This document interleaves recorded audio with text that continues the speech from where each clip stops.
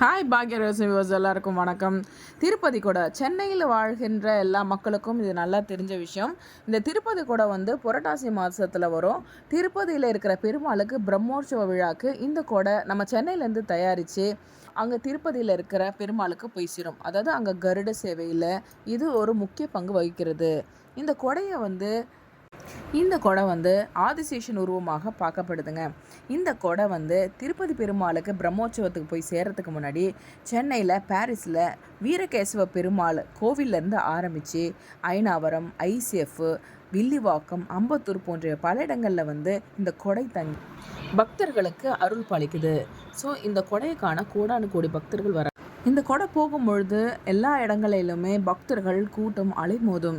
இந்த திருப்பதி கொடையை பார்க்கறதுக்காக பக்தர்கள் எல்லாம் அங்கங்கே மண்டபம் எழுப்பி அங்கே பெருமாளை பத்மாவதி அம்மாவை போட்டு நிறைய அன்னதானங்கள் பண்ணி பெரிய திருவிழாவாக கொண்டாடுறாங்க. திருப்பதி கொடை முப்பத்தஞ்சு வருஷமாக போட்டுருக்கோம். 35 வருஷமாக போட்டுருக்கோம். எல்லாருக்கும் அன்னதானம்லாம் ஆமாம், 2 days பண்ணுவோம். நாங்கள் கொடை 1 day 1 day இருந்தாலும் அடுத்து கொடை நீங்கள் மட்டும் பண்ணுறீங்களா இல்லை எல்லாம் நாங்கள் தண்ணி செப்பரேட் டெய்லி செப்பரேட் கொடையில் நிறைய பேர் இந்த மாதிரி மண்டபம் போட்டுருப்பாங்க. எங்களோட இது ஒரு வருஷமாக பந்தல் கடை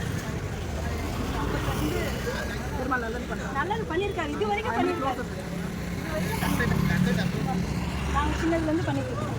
இப்போ பெரிய லெவலில் பண்ணிக்கலாம், இன்னும் பெரிய லெவலில் பண்ணுவோம். அது வரைக்கும் கொடுப்பாரு எங்களுக்கு. நல்லா வரணும், பெருமாளுடைய அனுகிரகம் உங்களுக்கு கிடைக்கணும்.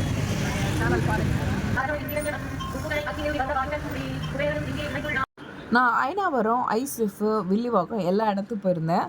அங்கே நிறைய இடத்துல ரொம்ப அழகழகாக பெருமாள் சிலை வச்சுருந்தாங்க. அதில் பர்டிகுலராக பார்த்திங்கன்னா அன்னப்பக்ஷியில் பார்த்த சாரதி பெருமாளை ரொம்ப அழகாக உட்கார வச்சுருந்தாங்க. பார்க்க ரொம்பவும் அழகாக இருந்தார் பெருமாள்.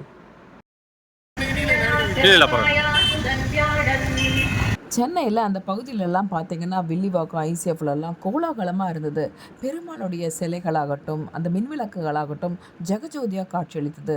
ஒரு புறத்தில் கருடன் மேலே பெருமாள் அவ்வளோ அழகாக காட்சியளித்தார்.